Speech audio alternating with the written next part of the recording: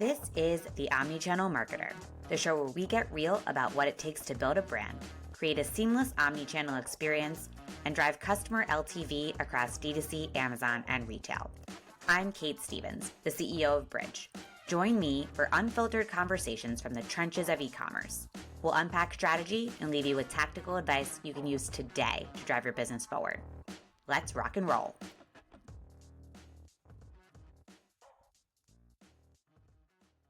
Hi, everyone. Welcome back to another episode of the Omnichannel Marketer. This is your host, Kait Stephens. Today, I'm so excited to have Heather Wood, SVP of Marketing at GOODLES. Hi, Heather. Hi, Kait. Thanks for having me. I'm thrilled to have you.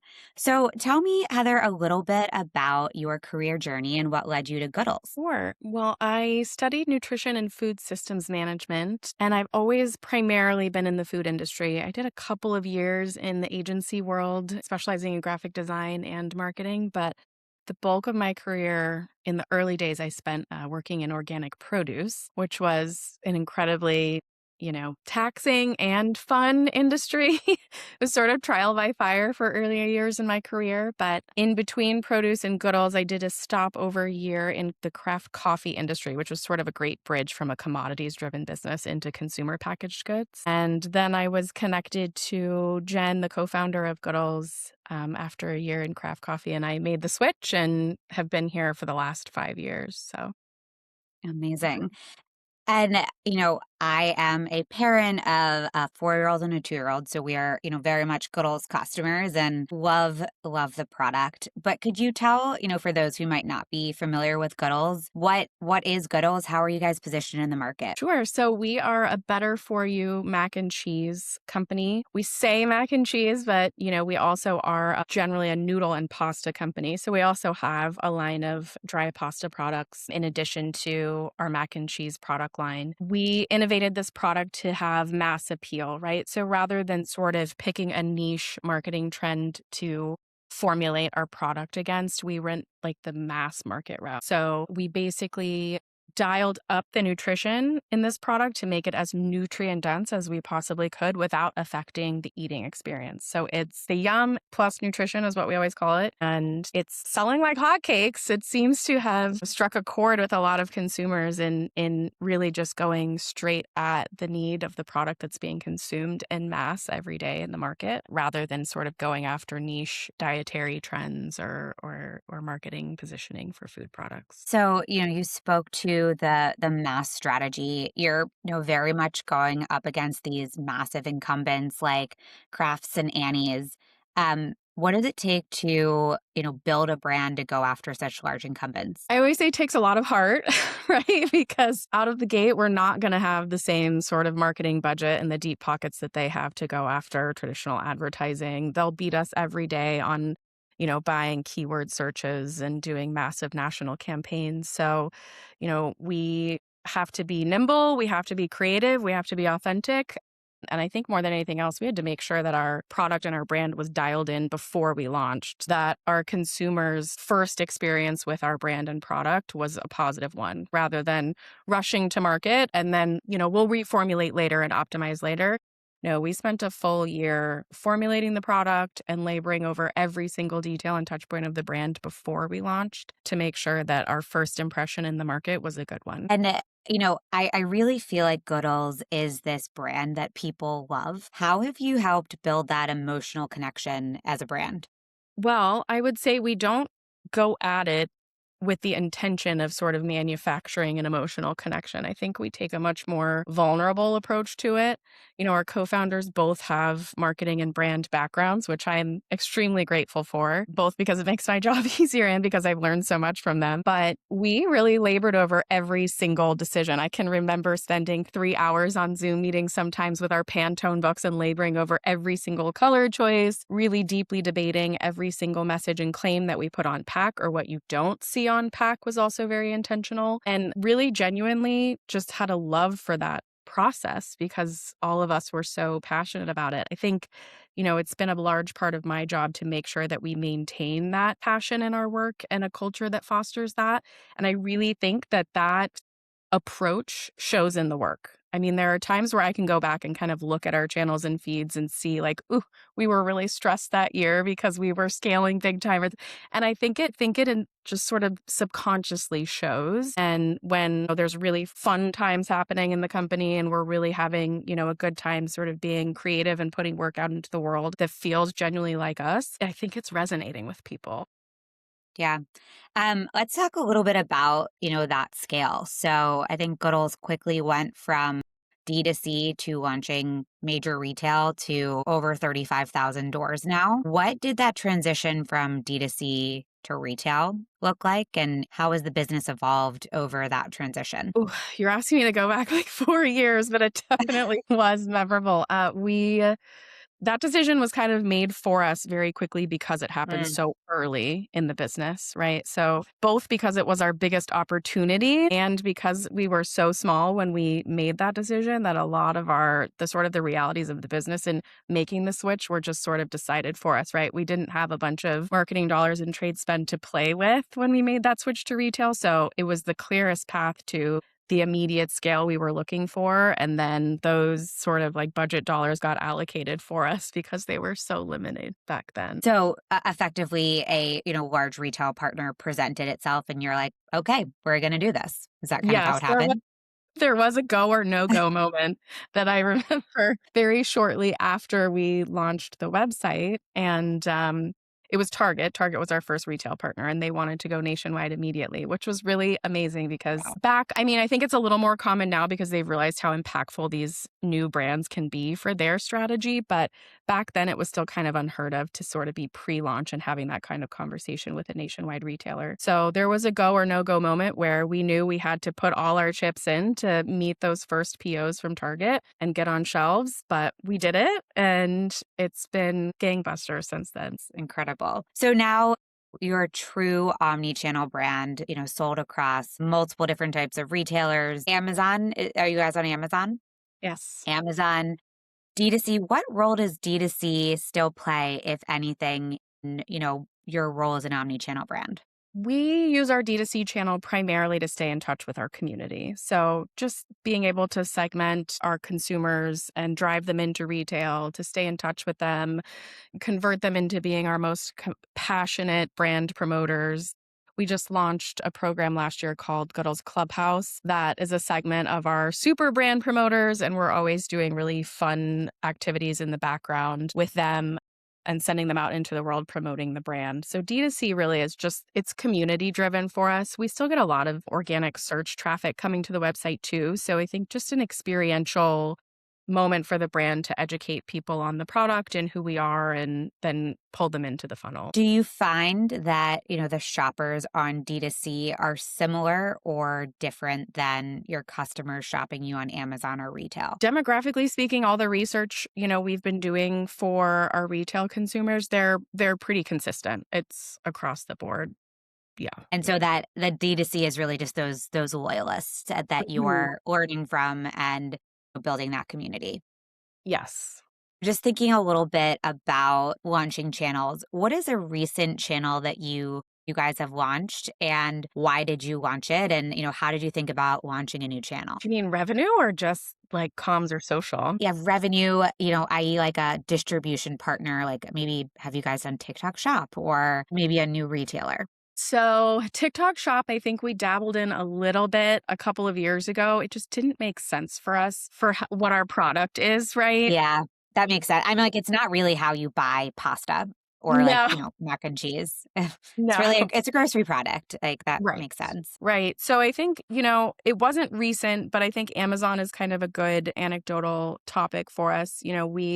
I think whenever you're approaching launching a new revenue channel, all the, old habits die hard to looking at efficiency of scale and Mm. margins and all of those things. And I think we just, because we were so, such a small, scrappy team, we gave ourselves permission to say, you know what, we need to be on Amazon as a point of discovery, and we don't need to stress too much about what the metrics there look like. Obviously, we kind of set it and forget it to be as efficient as it can be right now. And then I think allow it to just be a point of discovery for the brand and know that it's an opportunity for us to dig into as it becomes strategically important from a business perspective.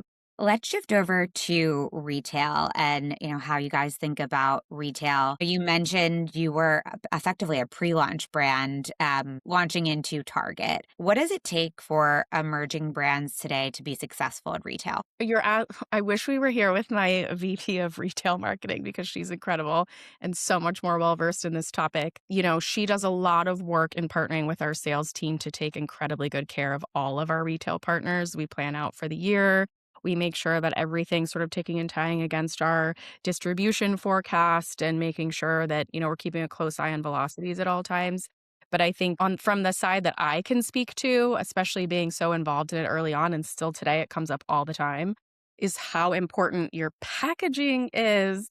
I think Mhm. people love to talk about packaging and think about packaging from a fun perspective, and they just sort of, think through kind of trends in design and messaging that are in the market versus we really approached our architecture with a timeless strategy in mind. So anything you see on pack is really intentional to sort of live through the fleeting trends that we're seeing come through faster and faster in today's day and age.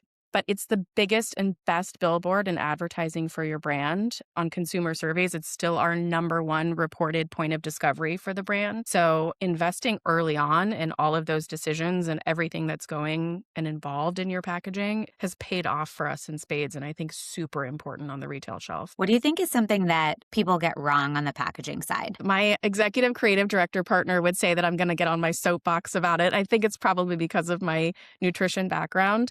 But I think people think in terms of what I call fleeting dietary trends and rely on Mm. that way too much. It's moving so fast now. People are busy adding fiber claims to their box right now. I promise you the next thing is going to be like micronutrients and how important vitamins and minerals are for your body to absorb, the nutrients from the food we're eating. These things are moving really fast. So I think relying on fleeting trends on packaging, especially when it's such an expensive and cumbersome work stream to impact any Mhm. change, right? I think, doing that work up front and kind of setting yourself up to be able to speak to the trends as they come through. If you formulated your product thoughtfully, then do the same for your packaging. Makes complete sense. So you mentioned the importance of community and how you're building community. How do you think about growing community, cultural moments, all of that supporting Goodle's growth strategy? I think the question that always comes up with community is how do you scale it? And we tend to think of our community in the opposite, right? We don't think of scaling the touch points we have with our consumers or the number of touch points we're having with our consumers. We focus on the quality of engagement we're having with our community. So even if it's a small one or a slow growing community, the quality of engagement we're having with them is more important to scale, even though it's hard for us to measure that and report back on it. It shows up obviously in your sales. So that sort of like faith and trust in believing that if you're having really quality engagement with your passionate brand promoters, they're doing the scale for you out in the world. Word of Mm. mouth is still, a massive deliverer for us. It's right under discovery on shelf for how consumers are discovering our brand is through word of mouth. So it's really important. And the good old clubhouse that I mentioned just a minute ago is how we're staying in touch with them for the most part. They are in a recent brand survey we did the first touch in September, the second touch a couple weeks ago. So I'm not through all the data yet, but there was a huge statistically significant jump in word of mouth being a point of discovery for our brand since we launched that clubhouse. So Mm. that being able to at least have sort of some anecdotal, if not totally causationally proved out, but we can assume that a lot of that work we're putting into quality of engagement is delivering against, our top of funnel awareness strategy. Makes complete sense. Okay, so shifting into everyone's favorite topic right now, AI, and how it is changing the way that we all work. How is it changing the way your marketing team is operating? Where are you seeing some of the biggest opportunities today? It's not changing much for us, to be honest. We are a creative driven brand first. We have never had an agency that we outsource our creative to. We've always done it in house, and it's something we're really precious about and passionate about and love getting to work on. So I think there were a few moments early on in the business where we outsourced some of our creative and it gave us all hives. So we try not to do it at all anymore. Even though people are so talented and do amazing work, when it doesn't feel like us, we just can't do it. So Hmm. we keep it all in-house, and AI obviously certainly doesn't feel any better. If anything, it feels worse than outsourcing creative to an agency.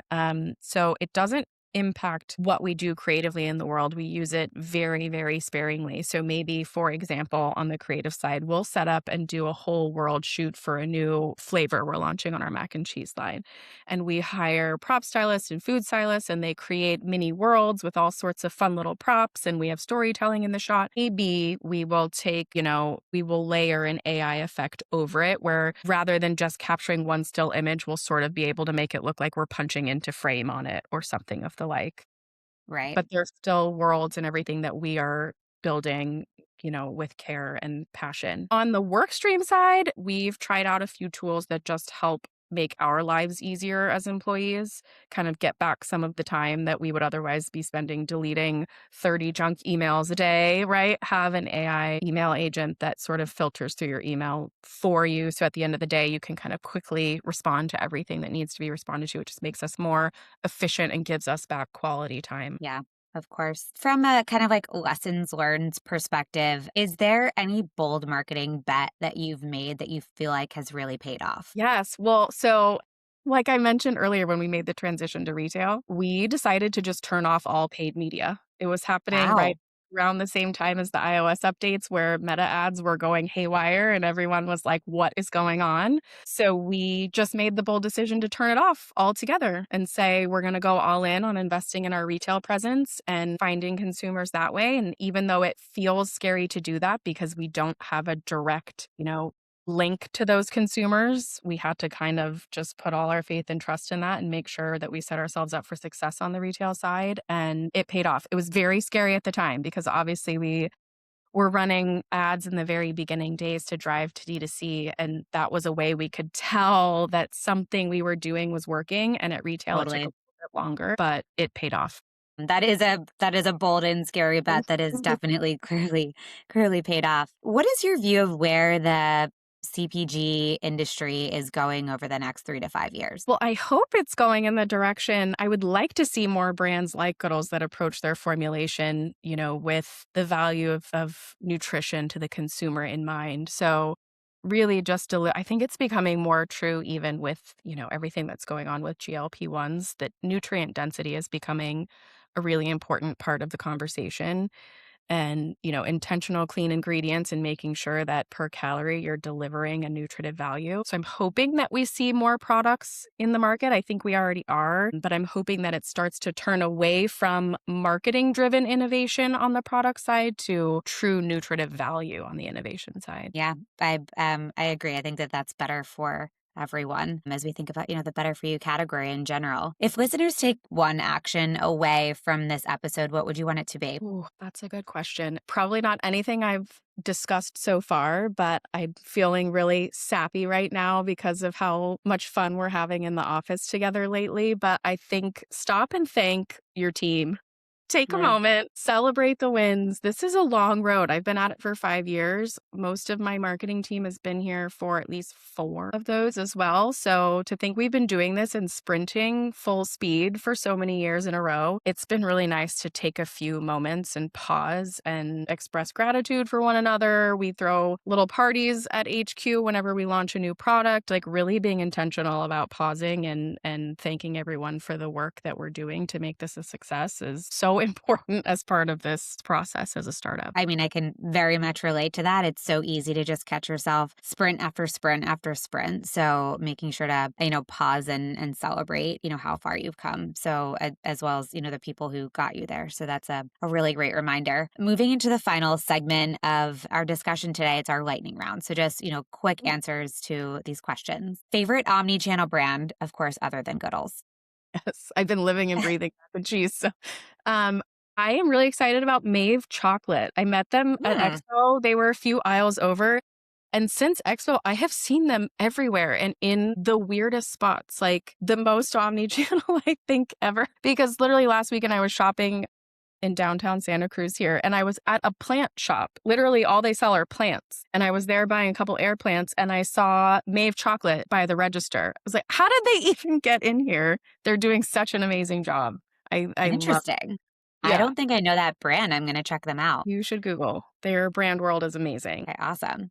Most underrated growth channel. Ooh, kind of a similar vein. I think I'd like to look into something like boutique distribution wholesaler partnership, like a fair.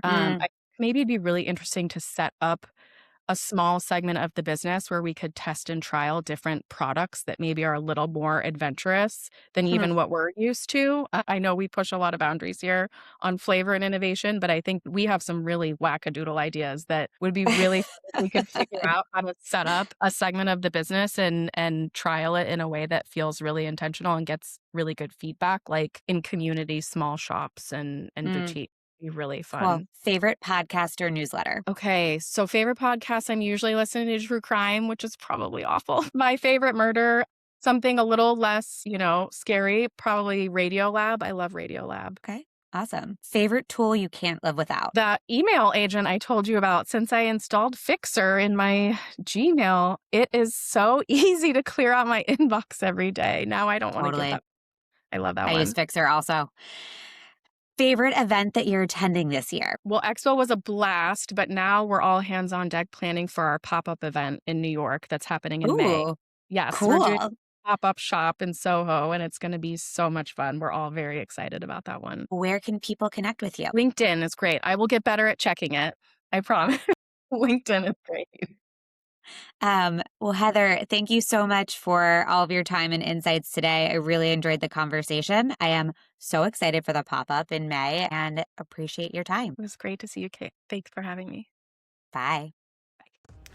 If you liked this podcast, follow me and the Bridge page on LinkedIn and Twitter for hot takes and tactical advice. If you really loved today's episode, we'd love a review on the podcasting platform of your choice, Apple Podcasts or Spotify.